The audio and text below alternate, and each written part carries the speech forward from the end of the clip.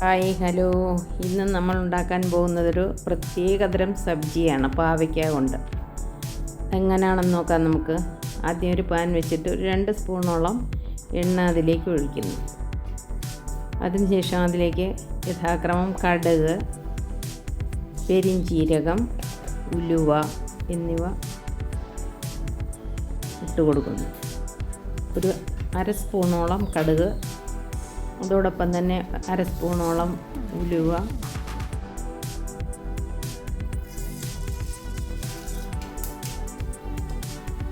അതേപോലെ 1/2 സ്പൂണോളം പെരിഞ്ചീരകവും ചേർത്ത് കൊടുക്കുകയാണ്. ഉലുവ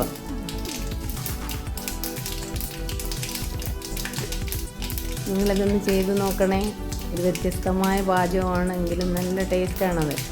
പെരിഞ്ചീരകവും ചേർത്ത് കൊടുത്ത് അതൊന്ന് പൊട്ടി വരുമ്പോഴത്തേക്ക് അതിലേക്ക് ഒരു സവാള അരിഞ്ഞത്, ഒരു സവാള കനം കുറച്ച് അരിഞ്ഞെടുത്തതും ഒരിടത്തരം പാവയ്ക്കയുമാണ് നമ്മൾ ചേർത്ത് കൊടുക്കുന്നത്. അത് രണ്ടും ഒന്നിച്ചതിനകത്തേക്ക് ഇട്ട് കൊടുക്കാം.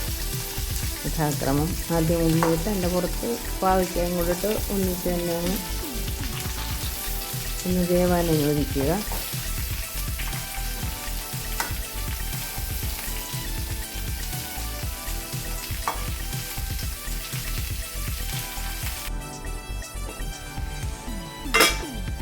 അതിലേക്ക് കുറച്ച് വെളുത്തുള്ളി ചേർത്ത് കൊടുക്കാം. കുറച്ച് കറിവേപ്പില ചേർത്ത് കൊടുക്കാം. പച്ചമുളക് എല്ലാം ചേർത്തിട്ട് എല്ലാം കൂടെ ഒന്ന് നല്ലപോലെ മിക്സ് ചെയ്ത് ഒന്നുകൂടെ ഇടയ്ക്കിട്ട് ഇപ്പോൾ നമ്മൾ കൊടുത്തിരിക്കുന്ന ആ സാധനം വെന്ത് അതിൻ്റെ നേരിയ പകുതിയാകുന്നത് പോലുള്ള വേവുണ്ടാകും. കാരണം നല്ലപോലെ ഒതുങ്ങി നമ്മൾ മെഴുക്ക് പുരട്ടിയൊക്കെ ഉണ്ടാക്കുന്ന പോലെ തന്നെ നല്ലപോലെ ഒതുങ്ങി വരുമ്പോഴാണ് ചേർത്ത് കൊടുക്കുന്നത്.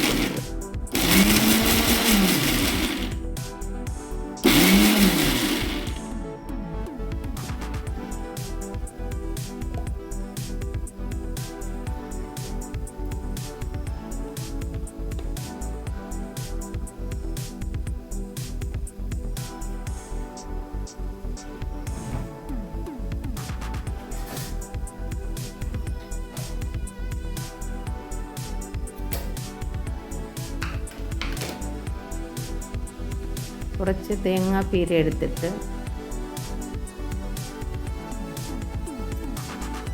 അതിലേക്ക് നമ്മൾ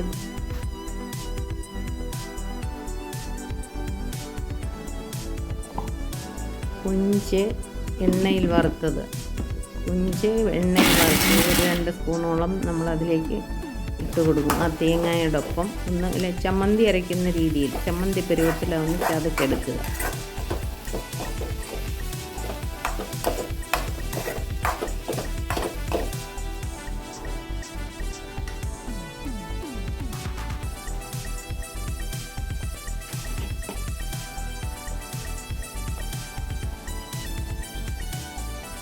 ഇപ്പോൾ അത് വേവോളമായി ഒന്ന് നേരത്തെ ഒതുങ്ങിയപ്പം അതിനകത്തേക്ക് ഇനി ഓരോ സാധനങ്ങൾ, പൊടികൾ നമുക്ക് ചേർത്ത് കൊടുക്കാം.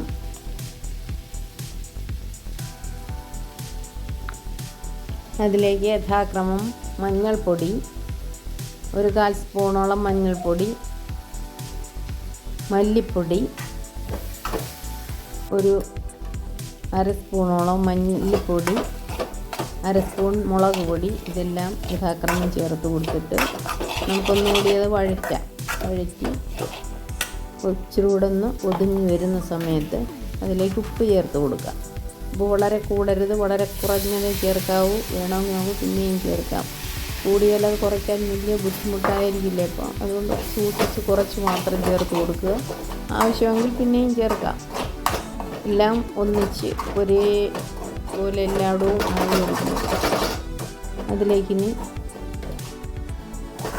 അടുത്ത സാധനം ചേർത്ത് കൊടുക്കാം. അതായത് തേങ്ങായും വറുത്ത് വെച്ച കൊഞ്ച്, ഇതാണ് 2 പൊടിച്ചിട്ടെടുത്തതാണ് ചമ്മന്തി പരുവത്തിൽ. ഒരുപാട് അരയരുത്. അപ്പോൾ ചവയ്ക്കുമ്പം ആ കൊഞ്ചിങ്ങനെ കടിക്കണം, തേങ്ങ കടിക്കണം, ആ ഒരു പരുവത്തിലായിരിക്കണം അതിടേണ്ടത്. ഇട്ട് കഴിഞ്ഞിട്ട് എല്ലാം കൂടെ വീണ്ടും നമ്മളൊന്ന് ചിക്കി ഒതുക്കി കുറച്ചുകൂടെ ഒതുങ്ങാനായിട്ട് അനുവദിക്കുക. എന്നിട്ട് അതിലേക്ക് ഒരു വലിയ തക്കാളി അരിഞ്ഞത് അതിൻ്റെ പുറത്തേക്ക് ഇട്ട് കൊടുക്കുക.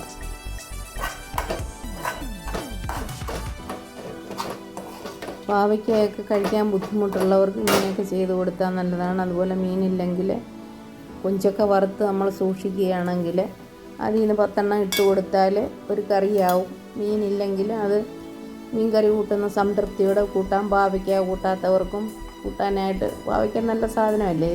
തക്കാളി ഇട്ട് കൊടുത്തു. ഇനി അത് ഒന്ന് ഒതുങ്ങി അതിനകത്തുള്ള പുളി അതിലേക്കൊന്ന് വ്യാപിച്ച് കഴിയുമ്പോൾ നമുക്ക് ഇറക്കാം. ഇപ്പോൾ ഓൾമോസ്റ്റ് പാചകം എല്ലാം തീർന്നിട്ടുണ്ട്. ഇത് അടച്ച് വെച്ച് ഒരു 2 മിനിറ്റ് കൂടെ അതൊന്ന് വെന്ത് വരാൻ അനുവദിക്കുക. അത് കഴിഞ്ഞിട്ട് നമുക്ക് സെർവ് ചെയ്യാം. എല്ലാവരും ഒന്ന് ചെയ്ത് നോക്കണം. നല്ല ഡിഷാണ്. തിന്നുമ്പം നല്ല ചമ്മന്തി കൂട്ടാൻ ഇഷ്ടമുള്ളവരാണെങ്കിലും പാവയ്ക്ക കൂട്ടാൻ ഇഷ്ടമുള്ളവരാണെങ്കിലും ഒക്കെ എന്ത് ഇഷ്ടമായിട്ട് കഴിക്കാൻ പറ്റുമെന്നറിയാവും. ഇത് നമുക്ക് കുട്ടികൾക്കൊക്കെ കൊടുത്തുവിടാം. പാവയ്ക്ക ഇഷ്ടപ്പെടുന്ന കുട്ടികളാണെങ്കിൽ സ്കൂളിലൊക്കെ ആഹാരം ജോലിയുള്ളവർക്കും കൊണ്ടുപോകാൻ എളുപ്പമാണ്. ഒന്ന് ചെയ്ത് നോക്കണേ.